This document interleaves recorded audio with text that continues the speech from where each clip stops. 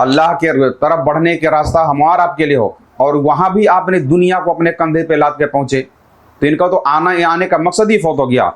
اللہم صلی وسلم علی سیدنا محمد وعلی آل سیدنا محمد کما تحب و ترضی بان تصلی علیہ صلی اللہ تعالی علیہ وسلم۔ ارواح ایک لشکر کی طرح ہیں جو ایک دوسرے کو جانتی اور پہچانتی ہیں۔ تمام صوفیہ کے لیے ایک ضروری اور لازم وظیفہ ہے، فریضہ ہے کہ وہ اجتماع خاطر یعنی جمعیت خاطر کی بھرپور حفاظت کریں اور دلوں میں گندگی پیدا نہ کریں، یعنی آپسی اتحاد اور اتفاق کے ساتھ رہیں، ایک جماعت بن کر رہیں، آپسی اختلافات اپنے اندر پیدا نہ کریں، یعنی اختلافات کی گندگی کو اپنے اندر پیدا نہ کرنے دیں۔ یا کوئی شخص اگر اس طریقے سے گندگی پیدا کرتا ہے تو گروہ صوفیہ سے نہیں ہے۔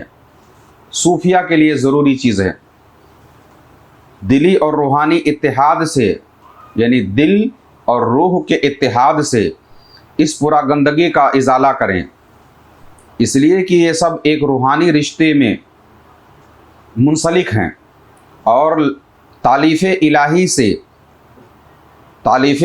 کے رابطہ سے باہم مربوط ہیں، یعنی تالیف الہی کے رابطہ سے ایک دوسرے سے ربط میں ہیں، یعنی ایک دوسرے سے جڑے ہوئے ہیں اور مشاہدے قلب کے ساتھ وابستہ ہیں۔ بلکہ یعنی یہ تمام صوفیہ جو ہے یہ قلب کی صفائی کے ساتھ، جو کسی کے لیے کوئی حسد اور بغض اور کینہ کی بنیاد نہ ہو، ایک دوسرے سے اللہ کے فضل و کرم سے جڑے ہوئے ہیں اور مشاہدے قلب کے ساتھ وابستہ ہیں، یعنی یہ دنیاوی اختلافات کو نہ رکھتے ہوئے اپنے قلب کے مشاہدے کے اندر جو ہے نا یہ وابستہ ہیں۔ اور بلکہ خانقاہوں میں ان کی موجودگی بھی اسی لیے ہے، خانقاہوں میں دل کی گندگی صاف کرنے کے لیے بندہ آتا ہے، اور خانقاہوں میں پہنچنے کے بعد پیر و مرشد کامل کے پاس پہنچنے کے بعد بھی اگر اس کے دل کے اندر صفائی پیدا نہ ہو، ابھی بھی اس کے اندر گندگی ہو، تو خانقاہوں میں جانے کا مقصد ہی اس کا فوت ہو گیا۔ یعنی خانقاہوں میں ان کی حاضری اسی لیے ہے ہی تاکہ ان کے دل کی گندگی دور ہو جائے۔ خانقاہوں میں ان کی موجودگی ہی اس لیے ہے کہ تزکیہ قلب اور آرستگی نفس حاصل کیا جائے، یعنی خانقاہوں میں ان کا آنے کا مقصد ہی یہی ہے کہ قلب کو مزکا کیا جائے، اس کو چمکایا جائے، اور اگر یہی چیز بالکل اس کے برعکس ہے تو ان کا خانقاہوں میں آنا بھی بے معنی ہے۔ اب ایک خانقاہ سے جڑ کر کے بھی ایک دوسرے کے لیے ان کے دلوں میں گندگی کا ہونا یہ بہت بڑی نحوست ہے، اور اسی بنا پر ان کے بیچ ربط و ضبط کا سلسلہ قائم ہے، یعنی ان کا جو رشتہ ہے وہ روحانی رشتہ ہے، دنیاوی غرض ان کے بیچ میں نہیں ہے۔ اگر اہل خانقاہ دنیاوی اغراض، دنیاوی مقاصد کے لیے ایک دوسرے سے ربط رکھتے ہیں تو ان کا مقصد ہی فوت ہو گیا، خانقاہوں میں آنے کا ان کا مقصد ہی بالکل بیکار ہو گیا۔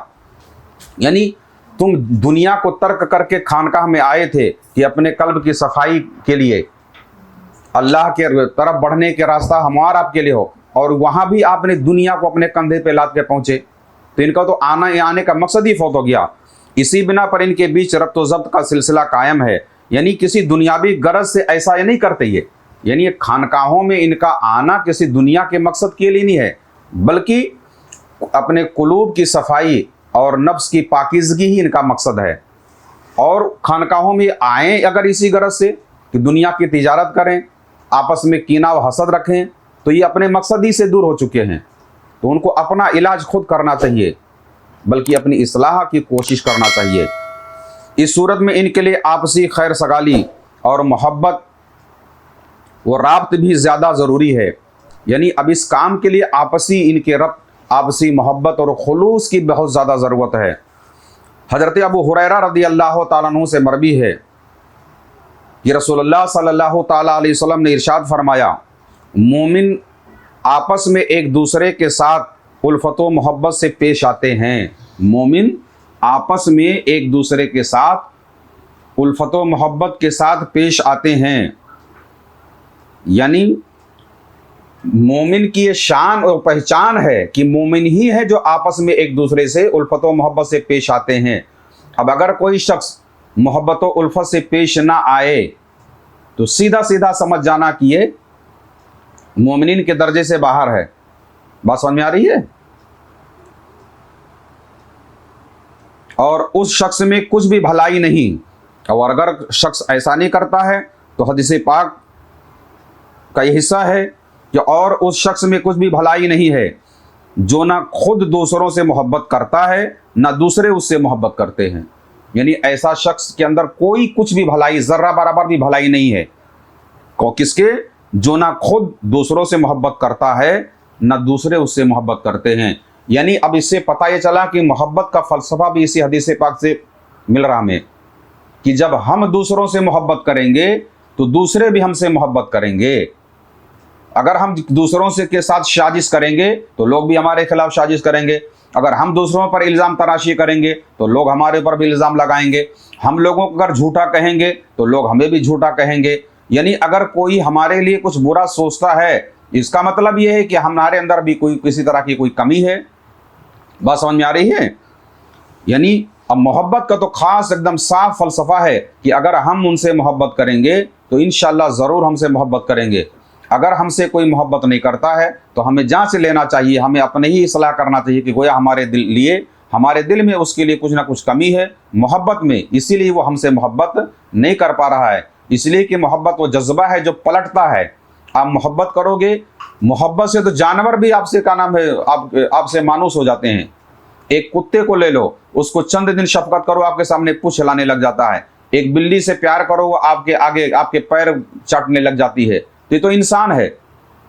تو محبت، خانقاہوں کا درس جو ہے وہ ہے محبت، اور ایک دوسرے کے لیے اپنے دلوں میں کینہ و حسد نہ رکھنا۔ شیخ ابو زرعہ طاہرین یوسف اپنے مشائخین کے اسناد سے حضرت ابو ہریرہ رضی اللہ تعالی عنہ سے روایت کرتے ہیں کہ رسول اللہ صلی اللہ تعالی علیہ وسلم نے ارشاد فرمایا، ارواح ایک لشکر کی طرح ہیں، ارواح ایک لشکر کی طرح ہیں جو ایک جگہ جمع ہو گئی ہیں۔ ارواح ایک لشکر کی طرح ہیں جو ایک جگہ جمع ہو گئی ہیں۔ تو جان پہچان والی ارواح آپس میں مانوس ہو جاتی ہیں۔ جو ارواحیں جان پہچان والی ہیں، عالم ارواح میں جو قرب میں رہی ہیں، جب وہ جمع ہو گئی ایک جگہ پر تو ایک دوسرے سے مانوس ہو جاتی ہیں، ایک دوسرے سے محبت کرنے لگ جاتی ہیں۔ اور جو ایک دوسرے سے متعارف نہیں ہوئی، یعنی وہ روح جو ایک دوسرے سے تعارف نہیں ہوا، پہچان نہیں ہوئی، مانوس نہیں ہوئی، وہ الگ تھلگ پڑ جاتی ہے۔ یعنی کہ خانقاہوں میں تمام کئی لوگوں کا ایک ساتھ جمع ہونا اور ایک دوسرے سے اچھے ربط و ضبط میں رہنا، گویا کہ ان کی ارواحوں کا اتحاد، اور یہ ارواحیں آپس میں مانوس ہو چکی ہیں۔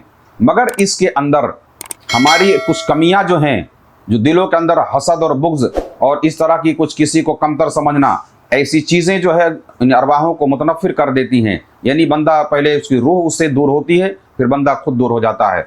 اللہ تبارک و تعالیٰ کی بارگاہ میں دعا ہے مولا کریم تمام ہم جیسی ارواحوں کو ایک ساتھ جمع ہونے کی توفیق عطا فرمائے، اور اس میں اگر کسی طرح کی کوئی کوتاہی ہو تو اس کو ہم کو دور کرنے کی توفیق عطا فرمائے۔